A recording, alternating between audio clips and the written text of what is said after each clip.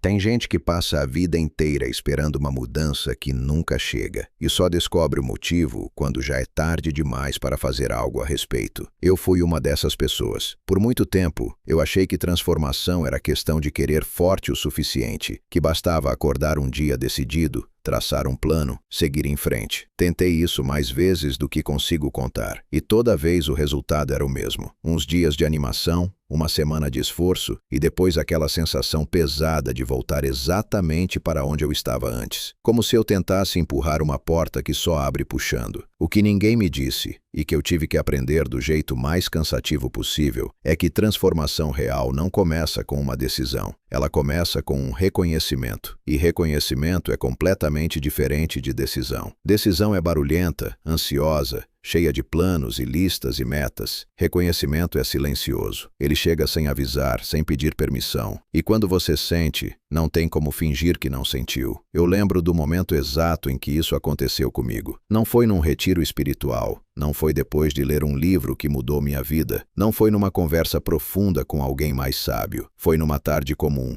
Num dia sem nenhuma importância aparente. Eu estava sentado, olhando para a janela, e de repente percebi que havia uma diferença enorme entre as pessoas que a vida parecia alcançar e as que a vida parecia ignorar. E essa diferença não tinha nada a ver com sorte, nem com esforço, nem com mérito. Tinha a ver com frequência, com o estado interno que cada pessoa carregava no momento em que certas portas se abriam. O campo quântico, que é basicamente o nome científico para a teia de probabilidades que compõe a realidade ao nosso redor, não distribui oportunidades de forma aleatória. Ele responde a estados. E estado não é o que você sente quando está animado. Estado é quando o que você pensa, o que você sente e o que você faz apontam para a mesma direção ao mesmo tempo, sem contradição interna, sem guerra silenciosa entre o que você quer e o que você acredita que merece. A maioria das pessoas vive num estado de ruído. Não o ruído de fora, não o barulho da rua ou das notificações do celular. O ruído de dentro, aquele murmúrio constante de pensamentos que se contradizem, de desejos que brigam com medos, de esperanças que convivem com uma descrença profunda de que as coisas realmente podem ser diferentes. E enquanto esse ruído domina, o campo simplesmente não consegue entregar o que está tentando chegar até você. Não porque o universo desistiu de você, mas porque o sinal não encontra receptor. Eu passei anos nesse estado sem perceber, achando que estava me esforçando,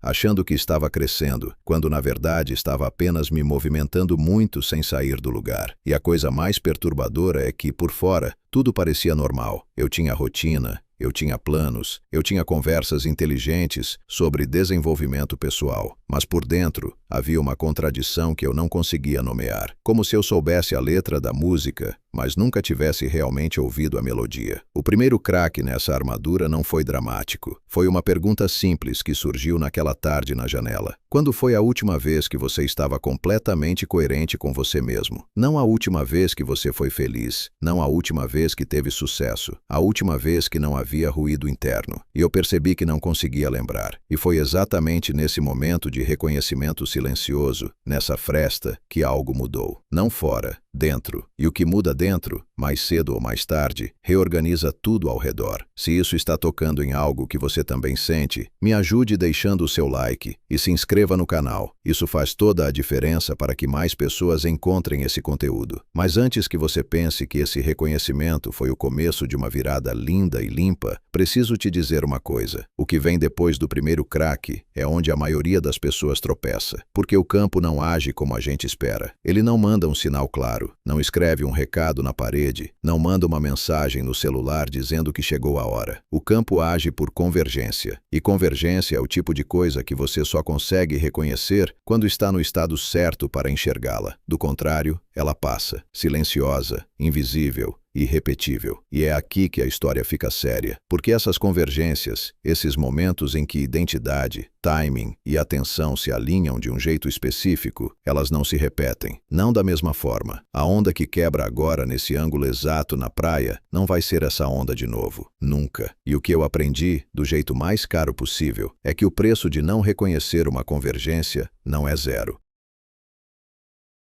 O preço é continuar exatamente onde você estava, mas com a sensação crescente de que algo passou e você deixou passar. Eu perdi uma das maiores oportunidades da minha vida porque estava olhando para o lugar errado no momento certo. Não é metáfora, aconteceu de verdade. E quando eu entendi o que tinha acontecido, semanas depois, aquela sensação no peito foi diferente de qualquer arrependimento que eu já tinha sentido antes. Não era dor aguda, era aquela queimação surda de quem percebe que a janela fechou e não vai abrir de novo daquele jeito. Falei na parte anterior sobre convergências, sobre como certos momentos se formam a partir de uma combinação tão específica de variáveis que simplesmente não se repetem. E eu sei que isso pode soar abstrato, pode soar até um pouco místico demais para quem prefere coisas concretas. Mas me dá um segundo, porque o que aconteceu comigo foi absolutamente concreto. Eu estava num período de transição, tinha saído de um trabalho que me sufocava, estava repensando tudo, e havia uma leveza estranha naquele momento, aquela leveza que aparece quando você finalmente larga algo que pesava, mas que você carregava por hábito. E nesse estado, nessa abertura, começaram a aparecer coisas, conversas que levavam a algum lugar, pessoas que surgiam no momento certo, uma sensação de que algo estava se organizando ao redor de mim, sem que eu precisasse forçar nada. O problema é que eu não reconheci o estado em que estava. Eu achei que era apenas uma fase boa, achei que aquilo ia durar, e em vez de me aprofundar nessa abertura, em vez de nutrir aquela coerência interna que tinha criado as condições para tudo aquilo acontecer, eu comecei a me preocupar com o futuro. Comecei a planejar demais, a calcular demais, a tentar controlar o que estava naturalmente se abrindo. E aí o ruído voltou, devagar, quase imperceptível, mas voltou. E com ele, as convergências pararam. Foi só meses depois, conversando com alguém que entendia mais disso do que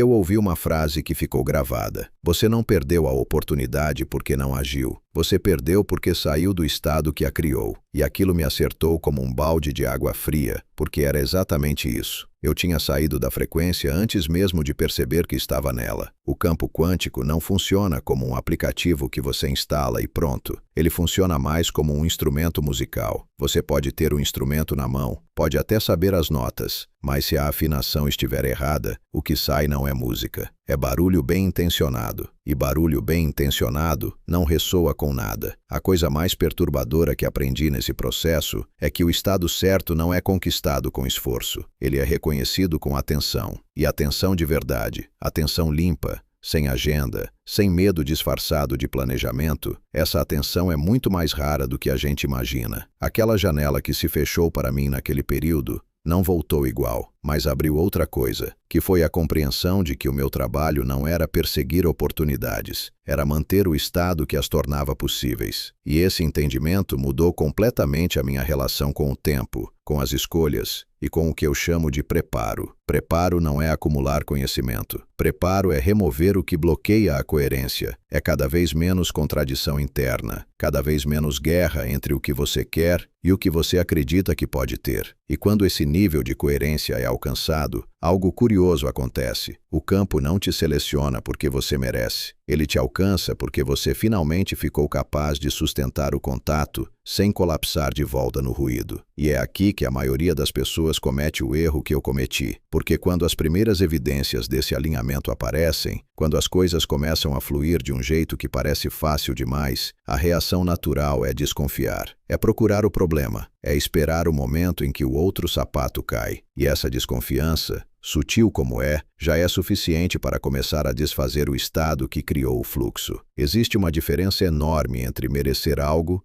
e estar pronto para algo. Merecer é uma conversa moral, cheia de julgamento e comparação. Estar pronto é uma questão de estrutura interna. E a estrutura não mente, ela simplesmente revela o que você consegue sustentar no momento em que o campo testa a sua capacidade de receber. E o que acontece quando você não está pronto, quando o estado colapsa no momento errado, é o que eu precisei aprender da forma mais desconfortável possível. Teve um momento em que eu percebi que estava sabotando tudo sem perceber, e o pior é que eu achava que estava sendo responsável. Isso é o tipo de coisa que dói diferente, porque quando você se auto-sabota por preguiça ou medo óbvio, pelo menos dá para nomear.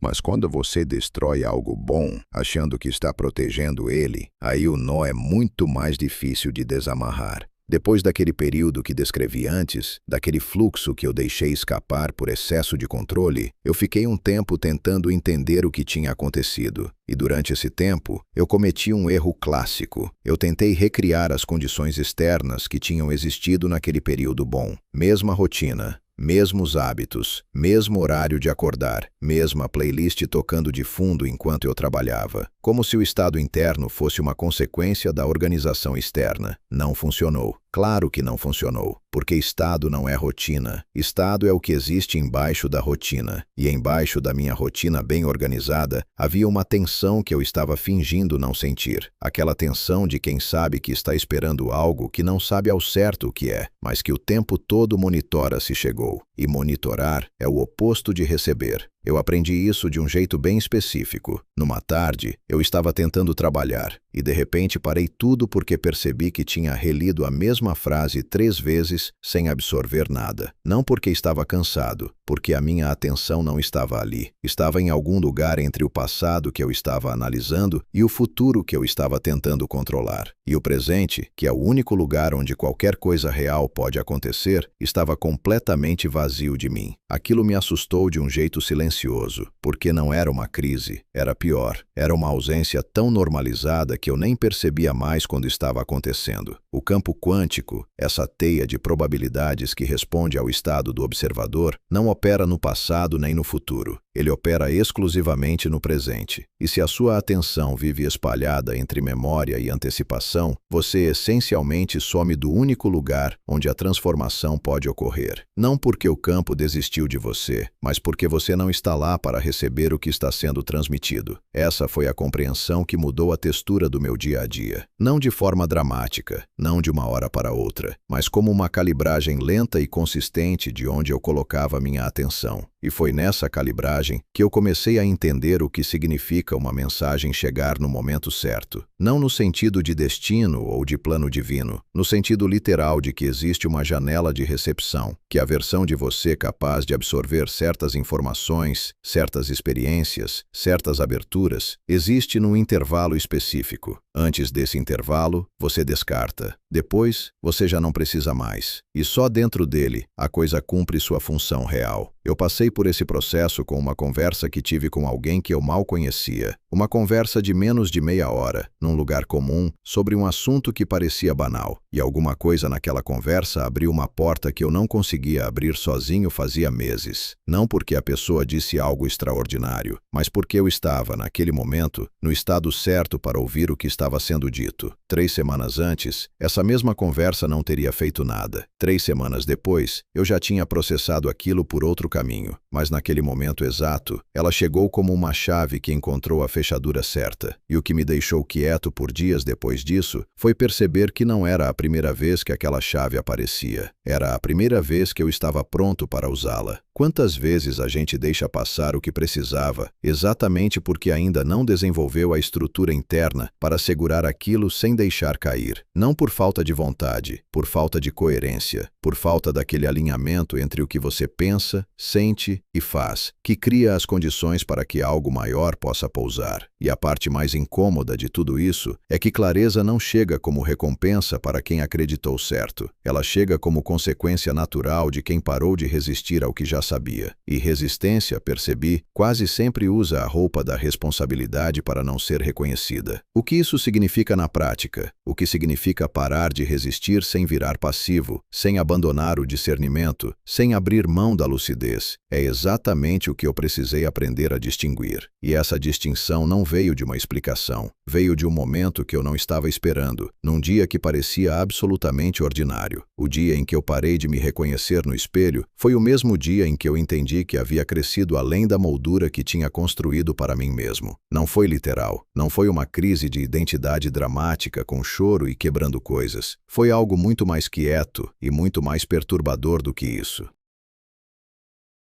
Foi uma manhã comum. Eu estava escovando os dentes, olhei para o espelho e tive uma sensação estranha de que o rosto que estava me olhando de volta pertencia a uma versão de mim que eu já tinha deixado para trás, mas que ainda estava ocupando espaço como se fosse a versão atual. Aquela sensação ficou comigo o dia todo. Uma dissonância sutil que não ia embora, como um som levemente fora do tom que você não consegue identificar de onde vem, mas que incomoda o suficiente para tirar a paz. Falei antes sobre aquela conversa de meia hora que abriu uma porta que eu não conseguia abrir sozinho, pois foi nas semanas depois dessa conversa que essa dissonância começou a aparecer com mais frequência, como se algo dentro de mim tivesse acordado antes de eu ter permissão consciente para acordar. E agora, esse algo estava esperando o resto de mim alcançar. Você já sentiu isso? Essa sensação de que a versão de você que os outros conhecem ficou apertada. Não errada, não ruim, mas pequena demais para o que está querendo se mover dentro de você.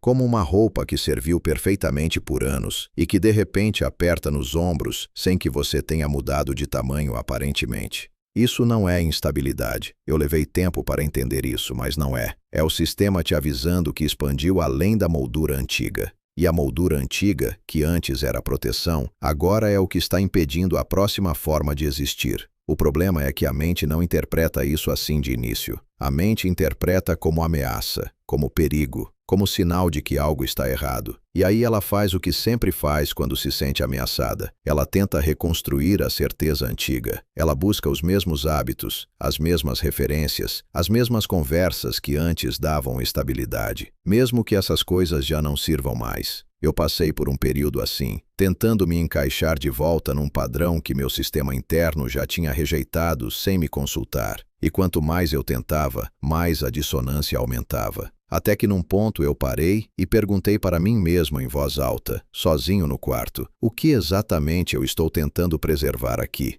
Não tive resposta imediata, mas a pergunta ficou, e perguntas que ficam são as que importam. Porque reconhecer que você cresceu além de uma versão anterior de si mesmo não é motivo de celebração automática. É um convite para atravessar um intervalo desconfortável entre quem você era e quem você está se tornando. E esse intervalo não tem endereço fixo, não tem prazo definido, não tem manual de instruções. Tem só a qualidade da sua atenção como bússola. E a atenção, aprendi nesse período, é a coisa mais preciosa e mais desperdiçada que existe. Não porque somos preguiçosos, porque ninguém nos ensinou que a atenção é uma força ativa, não uma ferramenta passiva de registro. Que quando você coloca a atenção limpa em alguma coisa, você não está apenas observando, você está participando da criação do que aquilo vai se tornar. Isso muda tudo, porque significa que cada vez que você coloca a atenção no medo, você não está apenas sentindo medo, você está estabilizando o medo como realidade. E cada vez que você consegue colocar atenção no que quer construir, sem a névoa da dúvida e da antecipação ansiosa, você está literalmente participando da criação de uma linha de possibilidades que não existia antes daquele momento de presença. E aqui chegou a parte que eu ainda estava resistindo em aceitar de verdade, porque aceitar isso completamente significa aceitar também a responsabilidade total pelo que você está criando com a sua atenção agora. Não no passado, não no futuro, agora. E essa responsabilidade, quando pousa de verdade, é pesada de um jeito diferente de qualquer outra coisa que você já carregou. Não é o peso da culpa, é o peso da liberdade. E liberdade real, descobri, assusta muito mais do que a maioria das pessoas imagina. O que aconteceu nos dias depois que essa compreensão pousou de vez em mim foi algo que eu não esperava. Em vez de leveza imediata, veio um silêncio estranho, como se o sistema inteiro tivesse pausado para recalibrar. E dentro desse silêncio havia algo que eu ainda não sabia nomear, mas que já estava mudando a forma como o tempo se comportava ao meu redor. Eu descobri que tinha desperdiçado anos inteiros da minha vida no momento em que o tempo parou de se comportar de forma normal ao meu redor. Não estou sendo dramático. Isso aconteceu de verdade. E quando aconteceu, foi tão desconcertante que eu fiquei parado por um tempo, tentando entender se estava bem ou se estava passando por alguma coisa preocupante. O silêncio que descrevi no final da parte anterior, aquele silêncio estranho que veio depois que a responsabilidade total pousou de vez em mim, ele durou alguns dias.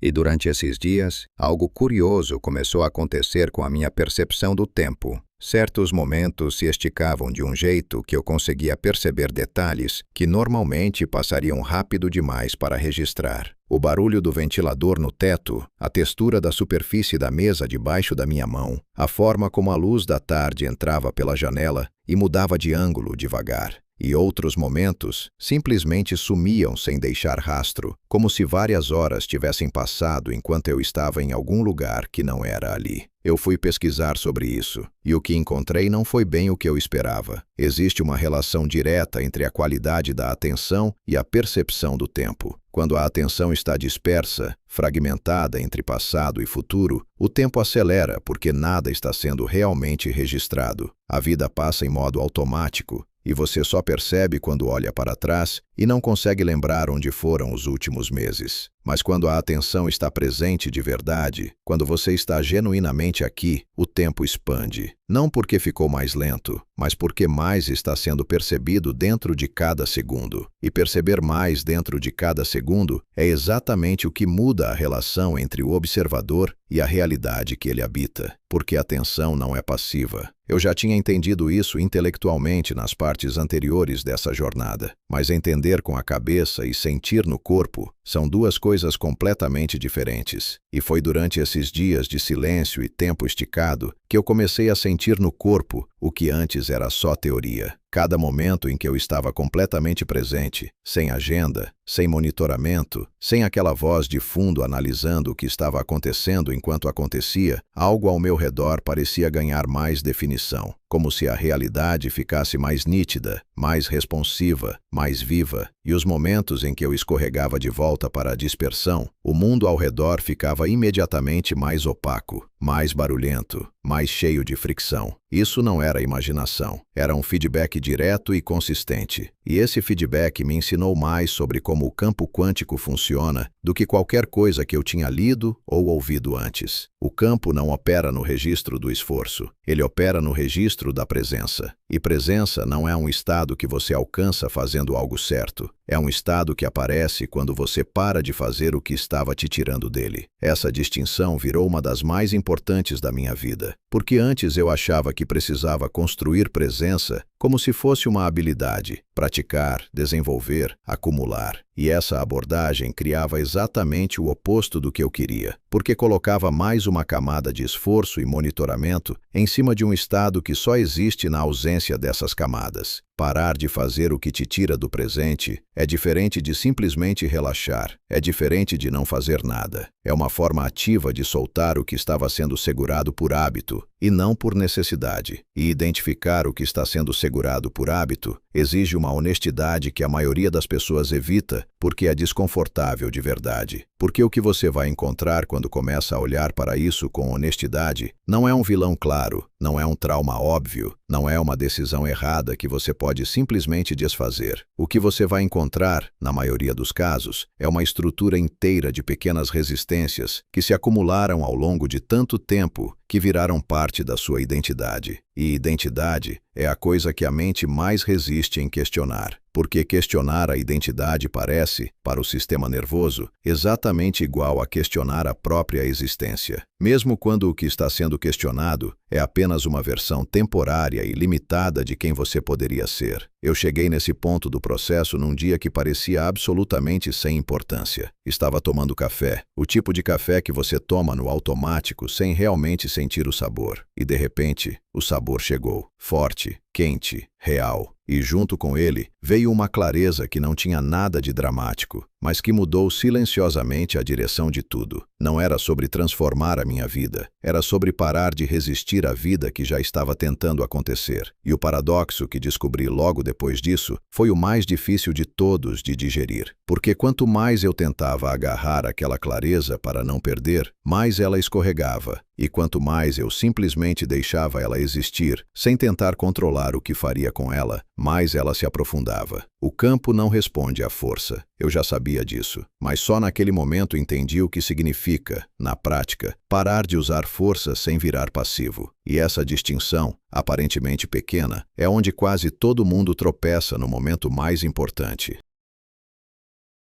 Eu percebi que meu corpo estava processando uma transformação que minha mente ainda se recusava a admitir. E isso me assustou mais do que qualquer coisa que eu já tinha sentido antes. Não foi gradual. Foi como acordar de um sonho que você estava tendo com os olhos abertos. De repente você está ali, completamente presente, e percebe que algo mudou de forma irreversível antes de você ter dado permissão consciente para isso acontecer. Falei antes sobre aquela clareza que chegou junto com o sabor do café, sobre parar de resistir à vida que já estava tentando acontecer. Pois nos dias depois daquilo, algo no meu sistema nervoso começou a se comportar diferente. Não de forma dramática, não com grandes revelações ou momentos cinematográficos, com pequenas coisas que eu normalmente nem notaria. Eu parei de apertar os dentes durante o dia. Só percebi quando notei que não estava mais fazendo isso. Por anos, aquela tensão na mandíbula era tão constante que havia se tornado invisível, parte do ruído de fundo da minha existência. E de repente não estava mais lá. E junto com ela, foram embora outras tensões que eu nem sabia que carregava. Nos ombros, no peito, naquela área entre as sobrancelhas que fica contraída quando você está em modo de alerta constante sem perceber. Isso não foi resultado de nenhuma técnica, não foi meditação guiada, não foi exercício de respiração, não foi nenhuma prática que eu tenha adotado conscientemente. Foi o resultado direto de algo que tinha mudado no meu estado interno, naquela camada mais funda que o vocabulário não alcança facilmente. E foi exatamente aí que entendi o que significa reconhecimento num nível que vai além do intelectual. Não é uma compreensão que você elabora com a mente. É um assentamento que acontece no corpo primeiro. Como quando você está num lugar desconhecido e de repente sente que conhece aquele cheiro, aquela textura do ar, aquela qualidade da luz, e o corpo relaxa antes de você conseguir explicar por quê. Esse assentamento corporal é o sinal mais confiável que existe de que algo verdadeiro foi tocado, porque o corpo não finge. A mente finge o tempo todo, constrói narrativas, convence, se ilude com maestria. Mas o corpo registra o que é real com uma honestidade que não tem como ser treinada ou fabricada. E quando esse reconhecimento acontece no corpo, algo no campo ao redor também muda de forma perceptível. As coincidências começam a aparecer com uma frequência que você não consegue mais atribuir ao acaso, sem se sentir levemente desonesto. Não grandes milagres, não nada que você pudesse mostrar para alguém e provar, mas conversas que chegam no momento exato, informações que aparecem logo depois de uma pergunta interna que você nem verbalizou, encontros com pessoas que têm exatamente o que você precisava, sem que ninguém tenha combinado nada. Eu sempre tinha sido cético em relação a esse tipo de coisa, e ainda sou, num sentido importante, porque ceticismo saudável é diferente de ceticismo defensivo. Ceticismo saudável pergunta como isso funciona. Ceticismo defensivo rejeita a experiência antes de investigar porque a experiência ameaça a estrutura de crenças que estava dando conforto. O que eu aprendi nesse período é que ser alcançado pelo campo não é uma conquista permanente. Não é um título que você recebe e carrega para sempre. É um estado que você habita enquanto mantém certa qualidade de presença e coerência interna. E quando esse estado se mantém, o que antes parecia coincidência começa a revelar uma lógica que a mente racional resiste em aceitar, mas que o corpo reconhece imediatamente. E aqui está a parte que mudou tudo para mim de vez. Porque entender que é um estado, e não uma conquista, remove dois venenos de uma vez. Remove a arrogância de achar que você chegou em algum lugar definitivo. E remove a insegurança de achar que você pode perder algo que não merecia ter. Você não é especial por natureza. Você está num estado que sustenta certo tipo de contato com a realidade. E enquanto você mantém esse estado, o campo continua respondendo. Quando o estado colapsa de volta em medo, em dispersão, em narrativas velhas sobre quem você é e o que você pode ter, o sinal simplesmente some. Não para punir, não porque você falhou, mas porque não há mais receptor. Isso coloca uma responsabilidade exata em cima de você, que não tem para onde terceirizar. Não dá para culpar o timing, não dá para culpar as circunstâncias, não dá para dizer que o universo estava contra você num dia ruim. A responsabilidade é direta, é sua, e é o tempo todo. E quando essa responsabilidade pousa de verdade, sem a armadura do orgulho e sem o peso da culpa, ela não pesa como fardo, ela assenta como estrutura, como algo que você finalmente pode usar para se apoiar em vez de fugir. Mas sustentar esse estado, quando tudo ao redor está pedindo para você reagir do jeito antigo, isso é onde a história fica mais difícil de contar. Eu quase destruí tudo que tinha construído num único momento de reação automática. E o pior é que eu achei que estava fazendo a coisa certa. Tinha passado algumas semanas desde aquela virada que descrevi antes, desde que a tensão na mandíbula foi embora e o corpo começou a operar num registro diferente, e as coisas estavam fluindo de um jeito que eu ainda estava aprendendo a não sabotar com desconfiança. Conversas chegando no momento certo, portas se abrindo sem que eu precisasse forçar, aquela sensação de que a realidade estava mais responsiva do que eu estava acostumado. E foi exatamente quando esse fluxo estava mais claro que a vida jogou um teste que eu não vi chegar. Não foi uma grande crise, foi uma situação pequena, do tipo que antes eu teria resolvido no automático, com uma reação que eu chamava de assertividade, mas que na verdade era controle disfarçado. Uma pessoa do meu entorno fez algo que contradisse o que eu tinha planejado. Algo sem grande importância objetiva, mas que acionou um padrão antigo muito rápido. E eu senti a reação subir no peito antes mesmo de processar o que estava acontecendo. A diferença dessa vez foi que eu percebi o que estava acontecendo antes de agir. Uma fração de segundo antes de abrir a boca, algo me pausou. Não uma voz, não um pensamento formado, uma sensação física, como uma mão gentil no ombro dizendo, espera. Eu pausei, respirei, e em vez de reagir do jeito antigo, fiz algo que nunca teria feito antes. Não fiz nada, deixei o momento existir sem tentar controlá-lo. E o que aconteceu depois foi desconcertante. A situação se resolveu sozinha, de um jeito que não teria sido possível se eu tivesse entrado no modo de controle. A outra pessoa percebeu o espaço que eu dei, preencheu de uma forma que eu não teria previsto, e o resultado foi melhor do que qualquer coisa que eu teria forçado. Isso parece simples quando conto assim, mas não foi simples, porque segurar uma reação automática que está subindo no peito não é passividade. É uma das coisas mais ativas que um ser humano pode fazer. Exige uma presença tão intensa que você precisa estar completamente ali para conseguir fazer isso. E foi nesse momento que entendi de verdade, não como teoria, mas como experiência física, o que significa observar sem participar da reação. Porque observar de verdade é uma forma de participação. É você escolhendo conscientemente qual probabilidade vai ganhar forma naquele segundo. A que surge do medo e do controle, ou a que emerge do alinhamento e da abertura. O campo quântico responde ao observador, não ao observador que analisa, não ao observador que planeja, ao observador que está presente sem agenda. E quando você consegue habitar esse estado no meio de uma situação que está pedindo para você reagir no automático, algo na realidade ao redor perceptivelmente muda de configuração. Eu comecei a notar esse padrão em situações cada vez mais variadas. Não que eu fosse perfeito, longe disso. Tinha momentos em que o padrão antigo ganhava antes de eu perceber, mas a janela entre o gatilho e a reação estava ficando maior, e nessa janela crescente, havia espaço para algo diferente acontecer, e aqui chegou a compreensão que reorganizou tudo de vez para mim. Cada momento em que você sustenta a presença num ponto onde antes havia reação automática, você não está apenas se comportando diferente, você está criando literalmente uma configuração de realidade que não existia antes, porque a realidade que teria se formado a partir da reação automática e a realidade que se forma a partir da presença consciente são linhas completamente diferentes de desdobramento. Você está escolhendo ativamente qual linha de realidade vai se consolidar. Não com pensamento positivo, não com visualização, não com nenhuma técnica, com a qualidade da sua atenção no exato momento em que a bifurcação aparece. Isso é poder real, não o poder de controlar o que acontece fora de você, o poder de determinar de qual estado interno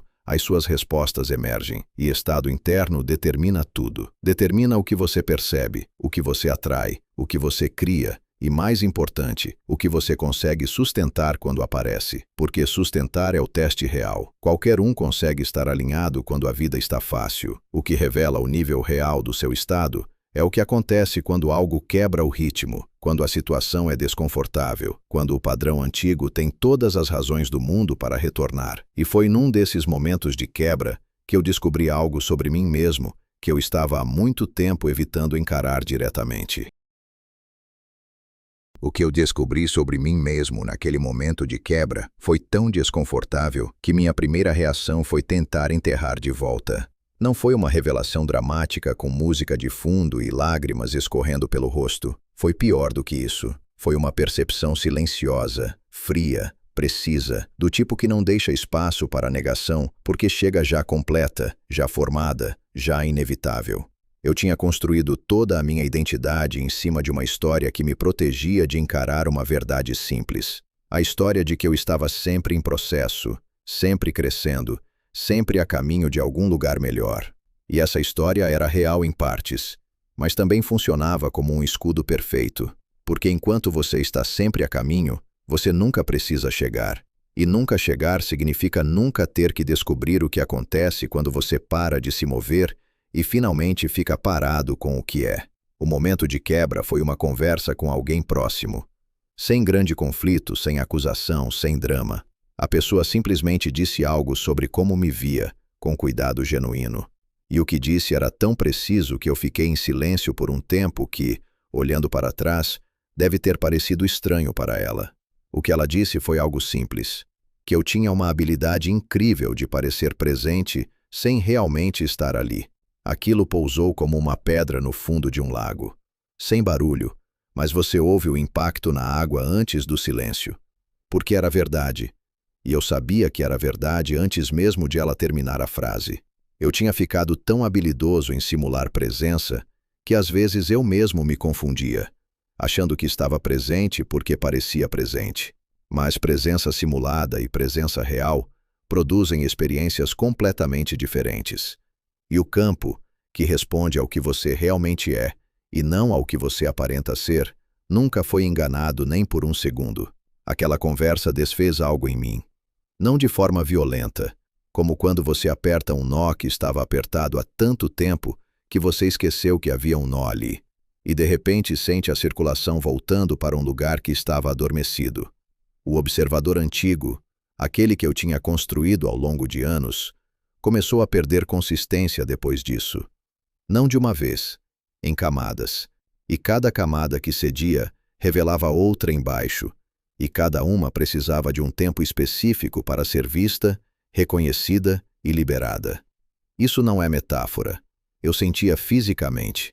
Uma leveza que chegava em ondas, intercalada com períodos de uma estranheza sutil, como acordar num quarto familiar, mas com a luz diferente. As coisas ao redor eram as mesmas, mas eu as percebia de um ângulo ligeiramente deslocado do habitual. E esse deslocamento, que poderia ter parecido instabilidade, eu aprendi a reconhecer como o sinal mais confiável de que algo real estava se reorganizando, porque o sistema só desestabiliza o que foi construído em cima de uma base que não era sólida. O que é verdadeiro não precisa ser desfeito para dar espaço ao que é mais verdadeiro. Ele simplesmente aprofunda. O que estava sendo desfeito em mim não era quem eu era. Era quem eu tinha decidido ser para sobreviver em situações que já não existiam mais. E carregar essa versão de proteção quando a ameaça original foi embora há muito tempo é como usar um casaco pesado num dia quente, porque no dia em que você o comprou, estava frio. Você continua carregando o peso sem nenhuma das razões que justificavam carregar. Soltar esse casaco não foi um ato de coragem épica, foi um ato de honestidade cansada. A honestidade de quem parou de ter energia para manter uma versão de si mesmo que não servia mais para nada, além de dar a sensação de que havia um eu definido e seguro para se apoiar. E foi exatamente quando eu parei de me apoiar nessa versão que o espaço abriu. Espaço é a palavra certa. Não vazio, não perda. Espaço. Aquele tipo de espaço interno que você sente quando uma tensão crônica vai embora de vez e você percebe que tinha tanto espaço disponível o tempo todo, escondido embaixo do peso que você estava carregando por hábito. E nesse espaço, algo que eu não estava esperando começou a emergir. Não de fora, de dentro. De uma camada de mim que estava esperando silenciosamente que o resto saísse do caminho para finalmente ter condição de se mover. Mas antes que isso emergisse completamente, houve um período que eu precisei atravessar, que testou tudo o que eu tinha aprendido até ali, de uma forma que eu não estava preparado para enfrentar. O período que veio depois da dissolução do observador antigo foi o mais silencioso e o mais assustador de toda essa jornada, e eu quase não atravessei ele inteiro. Não foi uma crise visível, não foi nada que alguém de fora pudesse identificar e nomear. Por fora, eu estava funcionando normalmente, respondendo mensagens, cumprindo compromissos, aparecendo nos lugares que precisava aparecer. Mas por dentro havia uma estranheza que não ia embora, como se eu tivesse removido uma parede que achava que era decorativa e descoberto que ela estava sustentando parte do teto. O teto não caiu, mas ficou claro que havia um trabalho de reconstrução pela frente que eu não tinha planejado. O que acontece quando as estruturas antigas se dissolvem é que as decisões ficam temporariamente mais difíceis antes de ficarem mais simples, porque você perdeu o piloto automático e ainda não desenvolveu o novo centro de gravidade que vai substituí-lo. E nesse intervalo, cada escolha parece maior do que é, cada bifurcação parece mais definitiva do que deveria. Eu fiz algumas escolhas nesse período que, olhando para trás, foram completamente erradas no método, mas absolutamente corretas na direção. Recusei um projeto que pagava bem, mas que me pedia para voltar a ser quem eu tinha sido. Encerrei uma dinâmica de convivência que era confortável, mas que exigia que eu me tornasse menor para caber dentro dela. Passei mais tempo em silêncio do que em qualquer outro período da minha vida adulta. E esse silêncio, que antes eu teria preenchido compulsivamente com qualquer coisa, conversas, conteúdo, planejamento, eu aprendi a habitar de um jeito diferente. Não com estoicismo forçado, não com aquela postura de quem está meditando, mas na verdade só está esperando o silêncio acabar, com uma presença genuína que eu tinha que reconstruir a cada vez que o desconforto tentava me empurrar de volta para o barulho. E foi exatamente nesse silêncio que as decisões começaram a ficar mais claras. Não de uma vez, não dramaticamente, uma de cada vez, chegando com aquela qualidade específica que eu aprendi a reconhecer como alinhamento real. Não a urgência que se veste de certeza, a precisão calma que não precisa se justificar porque simplesmente encaixa. Uma manhã eu acordei e percebi que havia dormido sem tensão na mandíbula pela primeira vez em semanas. Aquele sinal físico que tinha aparecido lá atrás, quando o observador antigo começou a ceder, voltou como confirmação de que algo havia completado um ciclo. O corpo sempre sabe antes da mente, e o corpo estava dizendo que o intervalo difícil tinha passado. As opções que não ressoavam com o que eu estava me tornando simplesmente pararam de ter apelo. Não foi uma decisão consciente de eliminá-las. Elas foram perdendo a gravidade naturalmente, como objetos que você larga sem perceber porque sua mão relaxou. E o que ficou, o que continuou com peso e textura e presença real, eram as coisas que estavam alinhadas com o centro novo que estava se formando. E agir a partir desse centro tem uma qualidade completamente diferente de agir a partir da ansiedade ou da determinação forçada. É mais leve, encontra menos resistência, produz resultados que parecem desproporcionalmente fluidos em relação ao esforço que você empregou. Não porque a vida ficou mais fácil, porque você parou de nadar contra a corrente que estava te carregando na direção certa o tempo todo. Isso é o que significa estar alinhado de verdade. Não é ausência de dificuldade, é presença de direção. E direção, quando vem de dentro, não precisa ser justificada para os outros, nem confirmada pelo exterior. Ela simplesmente existe como orientação, constante e confiável, que guia sem precisar empurrar. E a validação externa, que antes eu precisava tanto, foi ficando cada vez menos importante. Não porque eu me tornei indiferente às pessoas ao meu redor, mas porque o estado interno parou de depender da aprovação de fora para se sentir real e estável. E quando essa dependência vai embora, as relações ficam mais limpas, porque você para de pedir delas o que elas não foram feitas para dar. Algumas pessoas ao meu redor perceberam a mudança sem conseguir nomear o que tinha mudado. Disseram que eu estava diferente, mais calmo, mais presente, mais direto. E eu aceitei esses comentários sem me apegar a eles, porque sabia que o estado que os criou não dependia deles para continuar existindo. E foi nesse ponto que eu entendi o que o campo havia estado tentando me ensinar desde o início, que eu nunca fui selecionado por ser especial, fui alcançado por ter chegado, finalmente, a um estado capaz de sustentar o contato. E manter esse estado não é uma conquista que você guarda numa prateleira, é uma prática viva, diária, que acontece na qualidade de cada momento de presença, em cada escolha de não reagir no automático, em cada segundo de silêncio que você habita em vez de fugir. A transformação real não tem anúncio, não tem música de fundo, não tem revelação dramática, não tem um momento em que tudo fica claro de uma vez. Ela tem a textura da manhã comum, em que você percebe que está diferente sem saber exatamente quando isso aconteceu. E essa percepção, discreta como é, vale mais do que qualquer epifania que chega com barulho e some com a mesma velocidade. O que eu aprendi nessa jornada inteira pode ser resumido assim: você não transforma a sua vida mudando o que você faz. Você transforma a sua vida mudando de qual estado interno as suas ações emergem. E o estado não se constrói com força.